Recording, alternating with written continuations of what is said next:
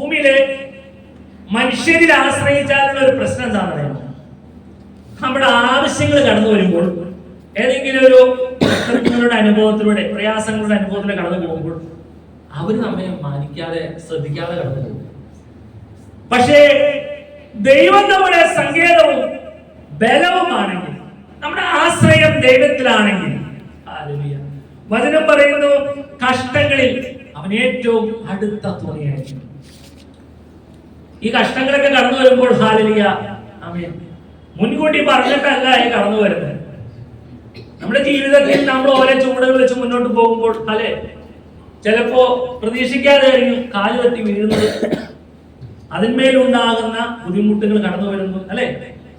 ഓരോന്നിനൊക്കെ ഒരു പറഞ്ഞറിയിക്കാൻ പറ്റില്ല എപ്പോഴാണ് ഏത് വരുന്നത്. ആ സമയത്ത് ഒരു ദൈവപൈതൽ ചെയ്യേണ്ടത് കർത്താവിലേക്ക് ആശ്രയം കൂടുതൽ കർത്താവിലേക്ക്, ദൈവത്തിലേക്ക്. ഇപ്പൊ ദൈവം നമ്മുടെ സങ്കേതമായി കടന്നു വരുമ്പോൾ എന്ത് പ്രശ്നങ്ങൾ കടന്നു വന്നാലും, എന്ത് ഭാരങ്ങൾ കടന്നു വന്നാലും അതിന്മേലൊരു ജയമെടുക്കുവാൻ സാധിക്കും. സങ്കീർത്തനം 7:1 വാക്യം വായിച്ച്.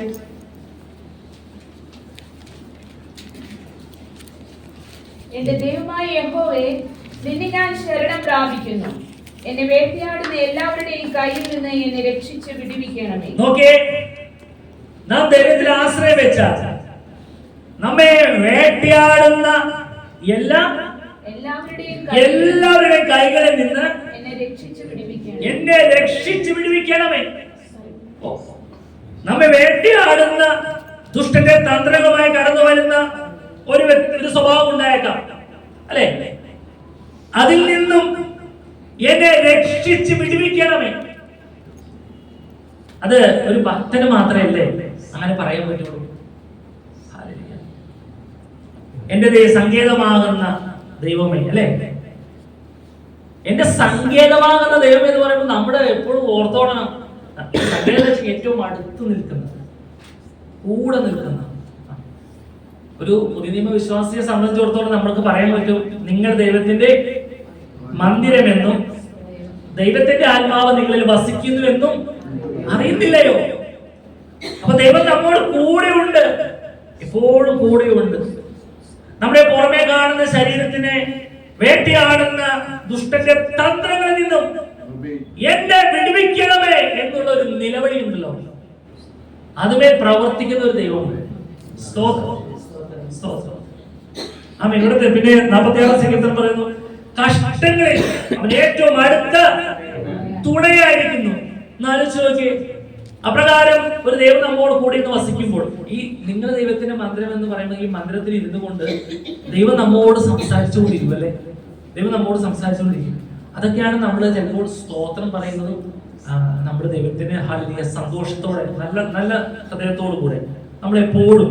അതുകൊണ്ടാണ് പച്ചയായ പുൽപ്പറങ്ങളിൽ അവനെന്നെ കിടത്തുന്നു, സ്വസ്ഥതയുള്ള വെള്ളത്തിനരികത്തേക്ക് അവനെന്നെ നടത്തുന്നു, എന്റെ പ്രാണനെ അവൻ തണുപ്പിക്കുന്നു എന്ന് പറയുന്നതെല്ലാം ഈ മന്ദിരത്തിന്റെ ഉള്ളിൽ ഇരുന്നുകൊണ്ട് ദൈവം നമ്മോട് സമാധാനം അരുളിക്കൊണ്ടിരിക്കുക. പുറമേക്ക് നോക്കുമ്പോൾ കാറ്റും കോളും, അക്കരയ്ക്ക് യാത്ര ചെയ്യും സിയോൻ സഞ്ചാരി, ഓളങ്ങൾ കണ്ടു നീ ഭയപ്പെടേണ്ട എന്ന് പറയുന്ന പോലെ പുറത്തേക്ക് നോക്കിയാൽ ഭയപ്പെടുത്തുന്ന പ്രശ്നങ്ങളാണ്. പക്ഷെ ഉള്ളിന്റെ ഉള്ളിൽ നിന്ന് ദൈവം നമ്മോട് തുണയായിരുന്നു നമ്മെ ആശ്വസിപ്പിക്കുക. ഹല്ലേലൂയ. ഇതിന്റെ നടുവിൽ ഹല്ലേലൂയ ഒരു ദൈവത്തിന്റെ പൈതൽ ഹല്ലേലൂയ എത്ര ഹാപ്പി ആയിരിക്കും അറിയുന്നത്. പുറമേ കാണുന്നതിലല്ല, ആ കാണുന്ന കാറ്റും കോളും തിരമാലകളും ആമേൻ എന്നെ നശിപ്പിക്കുമെന്നുള്ള രീതിയിൽ കടന്നു വരുമ്പോൾ ഹല്ലേലൂയ ഒരു ദൈവപൈതൽ ഹൃദയ ഉള്ളിന്റെ ഉള്ളിൽ പറയും, കർത്താവ് എനിക്ക് തുണയാണ്, ഞാൻ പേടിക്കുകയില്ല, എന്ത് വന്നാലും പേടിക്കുകയില്ല. ഇതാ ഒരു ഭക്തൻ. ഓരോരുത്തന്മാരെ ഉറച്ചു പറയാം. തൊട്ട് താഴെ പറയുകയാണ് ഹല്ലേലൂയ. അതുകൊണ്ട് ഭൂമി മാറിപ്പോയാലും, സമുദ്രങ്ങൾ കുലുങ്ങി, പർവ്വതങ്ങൾ കുലുങ്ങി, സമുദ്രമധ്യേ വീണാലും, അതിന്റെ വെള്ളം ഇരച്ച് കലങ്ങിയാലും, അതിന്റെ കോപം കൊണ്ട് പർവ്വതങ്ങൾ കുലുങ്ങിയാലും നാം ഭയപ്പെടുകയില്ല. ഹല്ലേലൂയ. നോക്കിയേ, ഈ ഭൂമിയൊക്കെ ഒന്ന് മാറിപ്പോയി, പർവ്വതങ്ങൾ കുലുങ്ങി. ഈ പർവ്വതം ഒരു സമുദ്രത്തിലേക്ക് വീഴുമ്പോൾ ഉണ്ടാകണം. നമുക്കിപ്പോ തന്നെ അറിയാലോ അല്ലെ, നമ്മൾ ഒരു വെള്ളത്തിലേക്ക് ഒരു കല്ലെടുക്കുമ്പോൾ എന്തുണ്ടാകുന്നത്? ആ വെള്ളം വീഴുമ്പോ ശക്തിയില കോപം കൊണ്ട് എന്ത് ചെയ്യും? പോളോട് തെറിക്കുമല്ലേ. തെറിക്കും.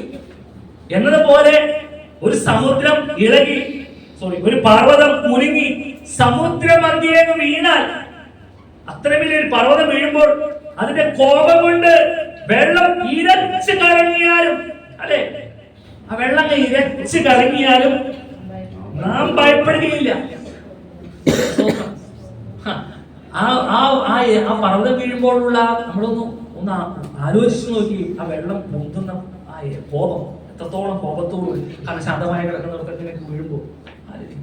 ഇതുപോലെ ഹല്ലേലൂയ ചില കാര്യങ്ങൾ നമ്മുടെ നേരെ വീഴുമ്പോൾ ഹല്ലേലൂയ നാം പതറുകയില്ല. പ്രിയമുള്ളവരെ, നാം പതറുകയില്ല. എന്റെ വചനം പറഞ്ഞു, കുലുങ്ങിയാലും നാം ഭയപ്പെടുകയില്ല. ഇങ്ങനെ എന്തെല്ലാം സംഭവിച്ചാലും നാം ഭയപ്പെടുകയില്ല. ഹല്ലേലൂയ. അതുകൊണ്ടാണ് 23-ാം സങ്കീർത്തനം 4-ാമത്തെ വാക്യം പറയുന്നത്, ഊരിനുൾ താഴ്വരയിൽ കൂടി കടന്നു പോയാലും ഞാൻ ഭയപ്പെടുകയില്ല, നീ എന്നോട് കൂടെ ഇരിക്കുന്നുവല്ലോ. ഹല്ലേലൂയ. ഇത് വചനം പറയുന്നത് എന്താ? അതിലെ പർവ്വതങ്ങൾ കുലുങ്ങി സമുദ്രമധ്യേ വീണാലും, അതിലെ വെള്ളം ഇരച്ചു കലങ്ങിയാലും, ഹല്ലേലൂയ, അതിന്റെ കോപം കൊണ്ട് പർവ്വതങ്ങൾ കുലുങ്ങിയാലും നാം ഭയപ്പെടുകയില്ല. അല്ലെ, ഏത് പ്രതികൂല സാഹചര്യത്തിലൂടെ കണ്ടുപോയാലും, ആമീൻ, നമ്മൾ പ്രയാസപ്പെട്ട് നമ്മളെ ചിന്തിക്കാത്ത വിലയിലങ്ങളിൽ, ആമീൻ, നമുക്ക് നേരെ, ആമീൻ, ശക്തമായി പർവ്വതം പോലെ പ്രശ്നങ്ങൾ കടന്നു വീണാലും, ആ വീഴുന്ന വീഴ്ചയുടെ കോപം കൊണ്ട് അത് ഇരച്ചു കലങ്ങിയാലും ഒരു ദൈവവൈതൽ ഭയപ്പെടുകയില്ല. ഹല്ലേലൂയ. അതുകൊണ്ടാണ് സങ്കീർത്തനം 23 പറയുന്നത് എന്താണ്? കൂരിരുൾ താഴ്വരയിൽ കൂടി കടന്നാലും ഞാൻ ഭയപ്പെടുകയില്ല. അതിനൊരു കാരണം ദാവീദ് പറയുന്നത് എന്താണെന്നറിയാമോ? നീ എന്നോടുകൂടെ ഇരിക്കുന്നുവല്ലോ, നിന്റെ വടിയും കോലും എന്നെ ആശ്വസിപ്പിക്കുന്നു. ഹല്ലേലൂയ. ഒരു ഭക്തന്റെ ഒരു ഉറപ്പാണത്. ഹല്ലേലൂയ. എന്ത് കടന്നു വന്നത്. ഇനി വചനം പറയുന്നു, ഒരു നദിയുണ്ട്, അതിന്റെ തോടുകൾ ദൈവനഗരത്തെ, അത്യുന്നതന്റെ നിവാസത്തെ തന്നെ സന്തോഷിപ്പിക്കുന്നു. ഈ ജീവജല നദി, ഹല്ലേലൂയ, നമ്മളിലേക്ക് അങ്ങ് ഒഴുകിയാലുണ്ടല്ലോ. ആമേൻ. യേശു തന്നെ പറഞ്ഞത്, ദാഹിക്കുന്നതിനെല്ലാം പ്രശ്നങ്ങൾ കടന്നു വരുമ്പോൾ, ഇനി എന്ത് ചെയ്യണമെന്ന് ആലോചിക്കുമ്പോൾ, ഉള്ളിന്റെ ഉള്ളിൽ ഒരു വരണ്ട അനുഭവത്തിലേക്ക് പ്രവേശിച്ച് തുടങ്ങുമ്പോൾ വചനം പറയുന്നു, ആ അവസ്ഥയിൽ ഇങ്ങോട്ട് പോലെ, ആ ദാഹിക്കുന്ന അവസ്ഥയിൽ ഇങ്ങോട്ട് പോലെ. ഹല്ലേലൂയ. ഒരു നദി ഉണ്ട് കേട്ടോ. ഹല്ലേലൂയ. ഇതെല്ലാം നമ്മള് ആമേൻ ഒരു ആത്മീയമായ ഒരു അനുഭവത്തിലേക്ക് ചിന്തിച്ചു നോക്കി. ആ നദിയുടെ ഒരു അനുഭവം. ഹല്ലേലൂയ. അതെന്താ? നദിയുടെ പ്രത്യേക തോടുകൾ ദൈവനഗരത്തെ, അത്യുന്നതന്റെ നിവാസത്തെ തന്നെ സന്തോഷിപ്പിക്കുന്നു. ശാന്തമായി ഒഴുകുന്ന, നമുക്ക് സമാധാനം നൽകുന്ന. ഹല്ലേലൂയ. ചില ആളുകളെല്ലാം ഒരു ഫ്രീഡത്തിന് വേണ്ടിയിട്ടെല്ലാം ആമേൻ പുഴയുടെ സൈഡിലൊക്കെ പോയിരിക്കുമല്ലേ, ശാന്തമായിട്ടൊക്കെ ഇരിക്കുമല്ലേ. എന്നതുപോലെ ആത്മീയ ഒരു അന്തരീക്ഷത്തിൽ ദൈവത്തിന്റെ അടുക്കൽ ചെന്നിരിക്കാൻ, കർത്താവിന്റെ സന്നിധിയിൽ നിന്ന് മുട്ടുമടക്കാൻ. ഹല്ലേലൂയ. അവൻ ചില ആളുകൾക്ക് പുഴ തീരത്തൊക്കെ ചെന്നിരിക്കുമ്പോൾ കിട്ടുന്ന സന്തോഷം പോലെ തന്നെ ദൈവത്തിന്റെ സന്നിധിയിൽ മുട്ടുമടക്കാൻ നമ്മുടെ നിവാസത്തെ, ഈ കാണുന്ന അത്യുന്നതിന് വിശുദ്ധ നിവാസത്തെ സന്തോഷിപ്പിക്കും. ദൈവത്തിന്റെ മന്ത്രമല്ലേ ഇത്? ഇതിനെ സന്തോഷിപ്പിക്കും. ഇതിനെ സന്തോഷിപ്പിക്കാനുള്ള ഒരു കഴിവ് ദൈവം നമുക്ക് സ്വയം തന്നിട്ടുണ്ട്, പരിശുദ്ധാത്മാവ് മുഖാന്തരം. ഹല്ലേലൂയ. നമ്മൾ ആ ഭാരം കടന്നു വരുമ്പോൾ ഒന്ന് മുട്ടുമടക്കി കണ്ണുനീരോടെ പ്രാർത്ഥിച്ചു നോക്കിയേ.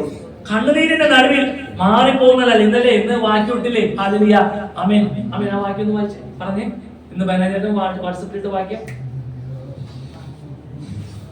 ഇന്ന് വാക്യം ഇട്ടത് ബനജേട്ടൻ പറഞ്ഞോ. ബനജേട്ടന്റെ വാക്യം ബനജേട്ടൻ പറഞ്ഞു. അയ്യോ, ആ വാക്യം വായിച്ചേ. ദൈവത്തിന് ഒരു കാര്യം അസാധ്യമല്ലല്ലോ. തൊട്ട് മുകളിലെ, നീ എന്റെ ഉഴച്ചകളെ എണ്ണുന്നു. നീ എന്റെ ഉഴച്ചകളെ എണ്ണുന്നു. നമ്മുടെ ഉഴച്ചകളെ മുട്ടുമടങ്ങുമ്പോൾ കണ്ണുനീരോട് കൂടെ എന്റെ കണ്ണുനീർ നിന്റെ തുരുത്തിയിലാക്കി വെക്കണം. നിന്റെ തുരുത്തിയിലാക്കി വെക്കണമേ. മിരണ്ടി എപ്പോഴും പ്രാർത്ഥിക്കുമ്പോൾ ആ വാക്ക് എപ്പോഴും പറയാറുള്ളതാണ്. എനിക്ക് അതുകൊണ്ട് തന്നെ ആ വാക്യം വളരെ ശ്രദ്ധയുണ്ട് എന്റെ മനസ്സിൽ. തുരുത്തി. പക്ഷെ വാക്യത്തിന്റെ ആദ്യം പോലും എനിക്ക് കടന്നു വന്നില്ല, മനസ്സിലേക്ക് വന്നില്ല. നോക്കിയേ, നിന്റെ ഉഴൽച്ചകളെ, നമ്മുടെ ഉള്ളിൽ തിങ്ങി പാരപ്പെടുന്ന വിഷയത്തിൽ കർത്താവിന്റെ സന്നിധിയിൽ മുട്ടുമടക്കുമ്പോൾ നമ്മൾ കഴിക്കുന്ന നമ്മുടെ കണ്ണുനീർ, നമ്മൾ തുവാലയിലും നമ്മൾ ഇരിക്കുന്നിടത്ത് എല്ലാം വീണു, അത് അങ്ങനെ അങ്ങ് പോയിരുന്നു. പക്ഷെ അത് തുരുത്തിയിലാക്കി വെക്കുന്ന ഒരു ദൈവമുണ്ട്. ആ തുരുത്തി നിറയുമ്പോൾ നമ്മുടെ പ്രാർത്ഥനയ്ക്ക് ദൈവം മറുപടി നൽകും. പ്രാർത്ഥിച്ച് നാം ആ വിഷയം തന്നെ മറന്നു പോകുന്ന സാഹചര്യം കടന്നു വന്നേക്കാം. പക്ഷേ അതിന്റെ നടുവിൽ സമയമാകുമ്പോൾ പ്രവർത്തിക്കുന്ന ഒരു ദൈവമുണ്ട്. സഖിയാവിനോട് ദൂതൻ പറയുന്നത്, നിന്റെ പ്രാർത്ഥനയ്ക്ക് മറുപടിയായി നിന്റെ ഭാര്യ എലിസബത്ത് നിനക്കൊരു മകനെ നൽകും. നോക്കിയേ, പ്രാർത്ഥനയുടെ നടുവിൽ പ്രവർത്തിക്കുന്ന ഒരു ദൈവം. നമ്മുടെ കണ്ണുനീരിനെ കണ്ട് മറികടന്നു പോകുന്നവനല്ല ദൈവം. ഈ വിശുദ്ധ നിവാസത്തെ സന്തോഷിപ്പിക്കുന്ന ഒരു ദൈവമുണ്ട്. അത്യുന്നതിന്റെ നിവാസത്തെ അവനൊരു നിവാസമായിട്ട് നമ്മൾ മാറി, ഭവനമായിട്ട് മാറിയിരിക്കുക. കർത്താവിന് വസിക്കാനുള്ള ഒരു ഭവനമായി നാം മാറിയിരിക്കുക. ഹല്ലേലൂയ. നാം മുട്ടുമടക്കുമ്പോൾ ഹല്ലേലൂയ, ആമേൻ, പ്രപഞ്ചത്തെ സൃഷ്ടിച്ചവൻ, നമ്മെ സൃഷ്ടിച്ചവൻ ഹല്ലേലൂയ നമ്മോട് വന്ന് നമ്മെ ആശ്വസിപ്പിക്കുന്ന ഒരു സാഹചര്യം. സ്തോത്രം. അതിന് തൊട്ട് താഴെ പറയുന്നത്, ദൈവം അതിന്റെ മധ്യമുണ്ട്, അത് കുലുങ്ങി പോകുകയില്ല. ദൈവം അധികാലത്ത് തന്നെ അതിനെ സഹായിക്കും. ദൈവം അതിന്റെ മധ്യമുണ്ട്. പലപ്പോഴും ദൈവം നമ്മോട് കൂടെ ഉണ്ടെന്ന് നമുക്ക് എപ്പോഴും ചിന്തിക്കാൻ കഴിയുന്നുണ്ടോ? നമുക്ക് കഴിയണം പ്രിയമുള്ളവരെ. ഹല്ലേലൂയ. ദൈവം നമ്മോട് കൂടെ ഉണ്ട്. ഹല്ലേലൂയ. പിന്നെ ഹല്ലേലൂയ, ആമേൻ, അത് ദൈവം അധികാലത്ത് തന്നെ അതിനെ സഹായിക്കും. അല്ലെ, ഏത് വിഷയത്തിനെ പ്രാർത്ഥിച്ച് അല്ലെ പ്രാർത്ഥിച്ച് രാത്രി കിടന്ന് ഉറങ്ങിയിട്ടുണ്ടോ? നേരപ്പെടുത്തേക്ക് ഒരു സമാധാനത്തോടെയല്ലേ നമ്മൾ എഴുന്നേൽക്കുന്നത്? സമാധാനത്തോടെ.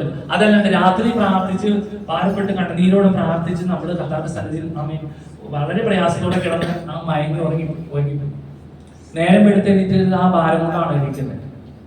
ആ പ്രാർത്ഥിച്ച അല്ലെ ആ പ്രാർത്ഥിച്ച അതിന്മേലെല്ലാം ദൈവം ഒരു ആശ്വാസം നൽകി.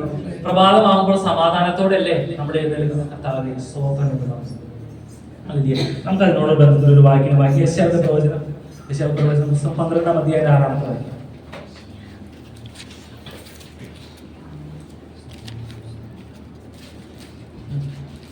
സിയോൻവാസികളെ, ഇസ്രായേലിന്റെ പരിശുദ്ധൻ നിങ്ങളുടെ മധ്യേ വലിയവനായിരിക്കാൻ ഘോഷിച്ചുല്ലസിപ്പിൻ.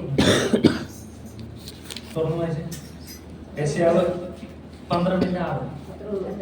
നോക്കിയേ, സിയോൻ നിവാസികളെ, ഇസ്രായേലിന്റെ പരിശുദ്ധൻ നിങ്ങളുടെ മധ്യേ വലിയവനായിരിക്കാൻ ഘോഷിച്ചുല്ലസിപ്പിൻ. ഹല്ലേലൂയ.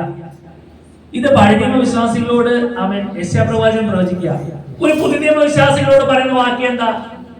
2-3 പേർ കർത്താവിന്റെ നാമത്തിൽ കൂടിയവരുടെ നടുവിൽ ഞാനുണ്ട്. വലിയവനായ ദൈവം നമ്മോട് കൂടി ഉണ്ടെങ്കിൽ ഹല്ലേലൂയ, നമ്മെ സഹായിക്കുവാൻ, നമ്മെ വിടുവിക്കുവാൻ ശക്തനായവൻ നമ്മോട് കൂടിയുണ്ട്. അതുകൊണ്ട് മറിയ പറഞ്ഞ, ശക്തനായ ഞങ്ങളുടെ ജീവിതത്തിൽ വലിയവ ചെയ്തു. വലിയനായ നമ്മോട് കൂടി ഉണ്ടെങ്കിൽ ഹല്ലേലൂയ, ഭയപ്പെടേണ്ട കാര്യമില്ല പ്രിയമുള്ളവരെ. ഹല്ലേലൂയ. ആമേൻ. ഹല്ലേലൂയ. പഴയ വിശുദ്ധന്മാരെ ആമേൻ ഇസ്രായേൽ മക്കൾ പുറപ്പെട്ടപ്പോൾ, മിസ്രയിൽ നിന്ന് പുറപ്പെട്ടപ്പോൾ അവരുടെ മുന്നിൽ അവർ പ്രത്യേകിച്ച് ഒന്നും കാണില്ല. പക്ഷെ വലിയവനായവർ കൂടെ ഉള്ളത് കൊണ്ട് ഒന്നിനൊരു കുറവും കൂടാതെ വണ്ണം അവരെ ഹല്ലേലൂയ വഴി നടത്തിയ ഒരു വലിയനായിരുന്നു. ചെങ്കടൽ കടന്നു വന്നപ്പോൾ ഹല്ലേലൂയ, ആമേൻ, ഹല്ലേലൂയ, ചെങ്കടലിന് നേരെ ദൈവം പ്രവർത്തിച്ചു. പുറകോട്ട് നോക്കിയപ്പോൾ ഫറവോന് സൈന്യം ചങ്കിന് കുത്തുന്നത് പോലെ, ചങ്കിന് വേദന വരുന്ന പോലെ ഒരു അനുഭവം ഫീൽ ചെയ്തു. എന്നാൽ ആ വലിയനായ ദൈവം കൂടെ ഉള്ളത് പുറകെ വരുന്ന ഫറവോന് സൈന്യത്തിന് അറിയില്ലായിരുന്നു. ഹല്ലേലൂയ. അതിനപ്പുറേ കടന്നു. അതുകൊണ്ടാണ് മോശയുടെ സഹോദരി തപ്പെടുത്തു പാടി, ഫറവോൻ ഞാനിനി അടിമയല്ല, പരമസിയോനിൽ ഞാൻ അന്യനുമല്ല. കാരണം വലിയവൻ നമ്മോട് കൂടിയുണ്ട്. ഹല്ലേലൂയ. ഹല്ലേലൂയ. നമുക്ക് കർത്താവിന്റെ സന്നിധിയിൽ എഴുന്നേറ്റ് നിൽക്കാം. ഹല്ലേലൂയ. സമയം കടന്നു പോകുന്നല്ലോ. ദൈവം എത്രത്തോളം അത്ഭുതകരമായി, അതിശയകരമായി ഹല്ലേലൂയ നാം ചിന്തി